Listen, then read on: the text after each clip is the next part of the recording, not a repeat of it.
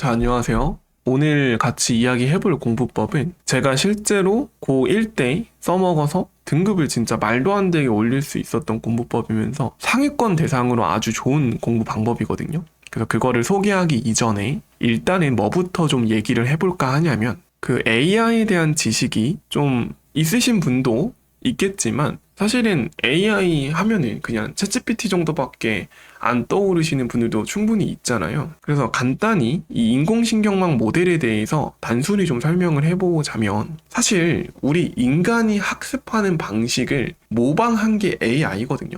물론 우리 인간이 학습하는 방식을 아직 정확하게 진짜 파헤치진 못했지만 우리 뉴런의 활동, 뉴런의 전자신호를 통해서 어느 정도 추측은 했단 말이죠. 그래서 그거를 바탕으로 우리가 하나의 알고리즘을 개발한 게 AI다라고 보시면 될 것 같고, 그러면 AI에서 발생하는 문제, AI를 우리가 학습시킬 때 발생하는 문제가 우리 사람이 똑같이 수학 문제를 학습하는 과정에서 동일한 문제가 발생할 수 있다라는 거죠. 그래서 일단은 AI를 학습하는 과정에서 어떤 문제가 발생하는지를 먼저 소개해드리고, 그렇게 발생한 문제를 토대로 우리가 수학 공부를 할 때 어떻게 적용시킬 수 있을지를 얘기를 해볼게요. 자, 일단은 여기 그림에 보이는 이 노란 색깔 데이터들이 뭐냐면은 실제로 우리가 학습할 데이터예요. 그래서 만약에 우리 인간에게 이제 이런 명령을 내린다라고 해보죠. 이런 학습 데이터에 추세선을 그려라. 그러면 어떻게 추세선을 그으실 겁니까? 그쵸? 대부분 이런 식으로 추세선을 긋지 않을까 싶어요. 이런 느낌으로 전체적인 흐름을 파악하는 거죠. 그러니까 진짜 이 데이터 위를 정확히 지나가는 건 아니지만 그래도 그 거리가, 즉 오차 정도가 크지 않다. 그리고 전체적인 맥락을 파악했기 때문에 아주 잘 학습했다라고 할 수 있겠죠. 그래서 이렇게 학습된 AI 모델은 잘 학습된 겁니다. 다만 우리가 그 모델을 잘못 만들게 되면 어떻게 학습하기도 하냐면 너무 그 문제 상황에 매몰돼서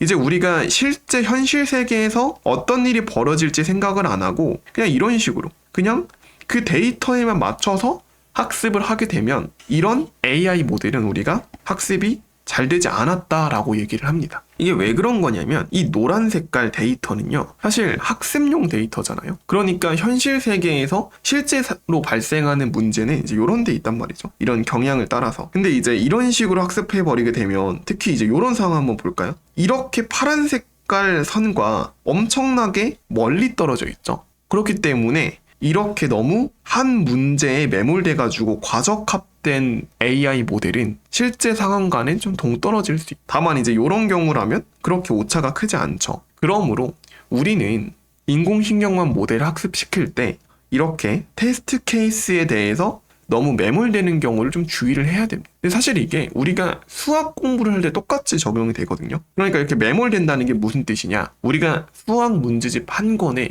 너무 매몰되면 이런 똑같은 일이 발생할 수 있다라는 거죠. 자, 그래서 우리가 수학 문제를 풀 때도 마찬가지로 이런 문제집 한 권에 너무 이렇게 매몰돼 버리게 되면은 어떤 문제가 발생하냐면 2, 3등급까지는 충분히 가능해요. 그러니까 문제집 한 권을 대충 한 5회 독했다라고 해보죠. 그러면 이 방법을 통해서 그 문제집에 있는 문제는 분명히 다 안 틀릴 거예요. 다만 어떤 문제가 발생하냐? 첫 번째로 그냥 풀이가 외워질 수도 있다. 풀이 암기. 일단 이게 진짜 최악의 상황이죠. 풀이를 외우는 게 중요한 게 아닌데 단순히 그냥 그 풀이 순서를 암기하게 되면은 뭔가 그 논리적 연결고리가 너무 이런 식으로 그 상황에 대해서만 매몰되게 돼버리거든요. 그래서 실제로 우리가 시험 문제에서 이런 상황이 나왔을 때 풀지 못하게 된다. 다만 그래도 어느 정도 효과가 있는 건 중하위권 친구들한테는 오히려 이렇게 한 권을 5번 푸는 게 훨씬 효율이 좋을 겁니다. 왜냐면 그렇게 하게 되면 어쨌든 대부분의 문제는 풀릴 테니까요. 그래서 한 2, 3등급까지는 사실 한 권을 여러 번 해독하는 게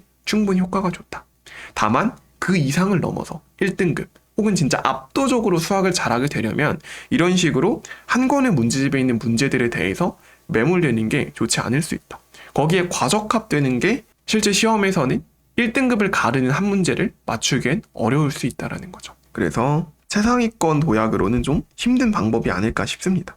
그러면은 방법이 있는 거냐? 이것보다 좀 더 좋은 방법이 있는 거냐? 라고 한다면 이제 실제로 제가 고1 1학기 기말고사에서는 한 5, 6등급 정도, 좀 부끄럽긴 하지만 수학을 그렇게 맞았었는데 이제 2학기 때 수원수투를 이제 시험을 치면서, 그러니까 이게 아시는 분은 아시겠지만 제가 과학고를 나와서 고1 2학기 때 수원수투를 시험을 쳤었는데, 어쨌든 그 수원수투를 공부하면서 이제 저만의 좀 핵심을 바라보기 위한 공부법을 적용을 했거든요. 그래서 그걸 통해서 좀 폭발적으로 성적을 올려서 이제 반에서는 1등 할 수 있었는데, 전교 1등은 아니지만 이제 그 방법에 대해서 좀 소개를 해볼까 합니다. 그래서 실제로 제가 그 당시에 썼던 공부법을 좀 더 정제시켰다라고 보시면 될 것 같아요.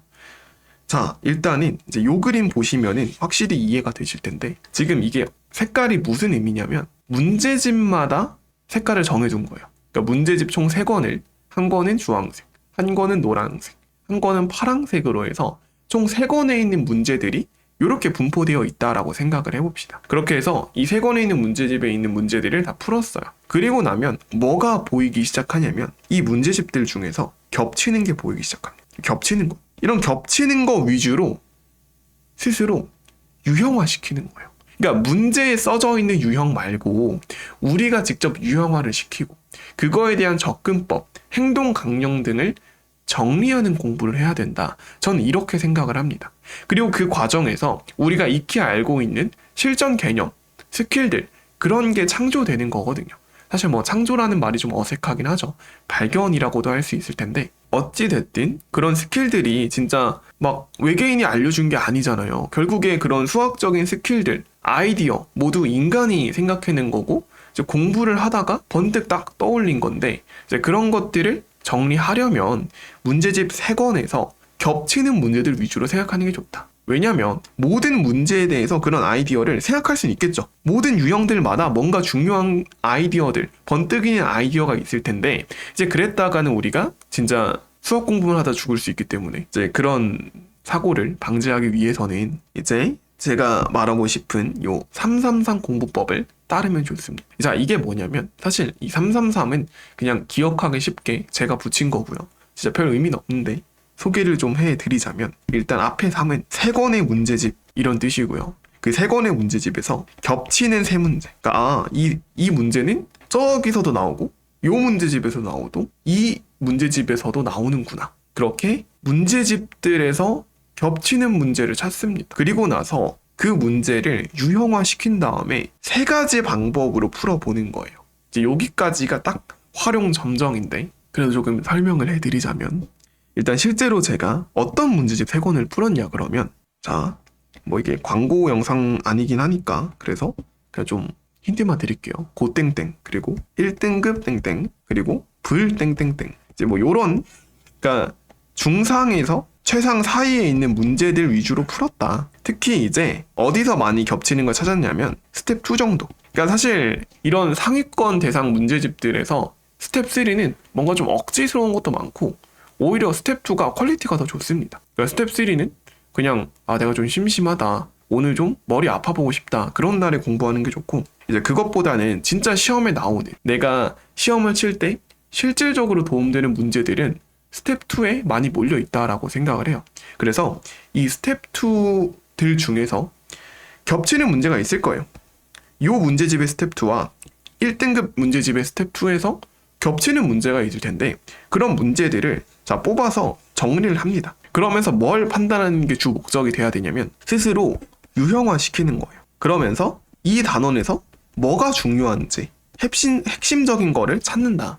핵심 유형을 스스로 찾는 게 중요하다라는 거죠. 그래서 이 방법으로 이제 공부를 하시면 진짜 좋아요. 물론 시간은 좀 오래 걸릴 수 있습니다. 왜냐면은 일단 이 문제를 1회독씩은 해야 돼요. 문제를 한 번씩은 다 풀고 나서, 그리고 나서 뭔가 이 문제들이 유사한데, 혹은 진짜 완전히 똑같은 문제들도 있을 거예요. 왜냐면은 다 기출 문제들이 좀 베이스로 하는 경우가 많아서, 그래서 그런 똑같은 문제들이라든지 아니면 핵심 아이디어를 공유하는 문제들이라든지 이제 그런 것들을 찾아낸 다음에 그거를 잘 모아가지고 핵심적인 유형 몇 가지를 뽑아내는 거죠. 그리고 나서 뭘 정립하는 게 중요하냐? 그런 문제들을, 좀 중요하다고 생각한 문제들을 3가지 방법으로 푸는 겁니다. 자, 어떻게 3가지로 푸는 거냐? 일단 첫 번째로는 대수적으로 풀어보고, 그 다음엔 기하적으로 풀어보고, 3번째로는 좀 직관, 혹은 번뜩이는 아이디어를 좀 고민을 해보는 거죠. 그러니까 물론 모든 문제가 이 세 가지 방법으로 풀리는 건 아닐 수 있어요. 어떤 문제는 아무리 노력해도 이하적으로는 접근이 안 될 수도 있고, 또 어떤 문제는 좀 직관적인 방법이 안 떠오를 수 있거든요. 그래도 그 방법론들을 찾으려고 노력하는 과정에서, 그 노력하는 과정이 사실은 우리가 학습하는 과정이거든요. 즉 문제를 풀어서 맞추는 게 학습이 아니에요. 그러니까 이 문제집 풀고 동그라미 치는 게 학습이 아니고, 진짜 학습이라는 거는 우리가 수학 문제를 보면서 고민하는 과정, 그 과정에서 이 머리가 좀 아파하고 뇌세포가 다시 정립이 되고, 그 유기관계가, 즉 뇌가 공부에 맞게끔 다시 재구성되는 과정이 학습이라고 생각을 하거든요. 그거에 대한 필수적인 요소가 고민이라는 과정인 거고, 그 고민이라는 과정을 좀 더 체계적으로 할 수 있게 만든 게 이 공부법이다라고 생각하시면 될 것 같습니다. 실제로 저도 이제 이걸로 시험 준비를 하면서 노트에 따로 정리를 했어요. 그러니까 이제 요런 문제들이 진짜 중요한 문제들인가 보다 해서 노트에 따로 정리를 해서 접근법들, 행동 강령들, 그리고 어떻게 세 가지 방법을 풀었는지 정도는 정리를 했습니다. 그리고 그거를 시험 중간고사 아침에 가져가서 한번 회독하고 시험지를 딱 봤더니 뭐야? 이 유형? 내가 정리했던 유형인데? 하면서 좀 자신 있게 풀 수 있었다. 이제 그런 식으로 공부하시면 좋습니다.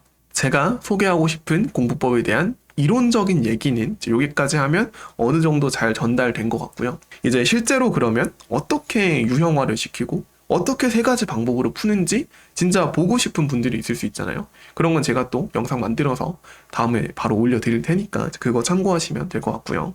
마지막으로 주의점만 하나 짚고 영상 마치도록 하겠습니다. 자, 첫 번째로 이 공부법은 사실 제가 말하면서 좀 은연중에 언급하긴 했지만 상위권 학생에게 적합해요. 그러니까 중하위권 학생분들이라면 차라리 그냥 문제집 한 권을 3회독하는 게 효율이 더 직방입니다.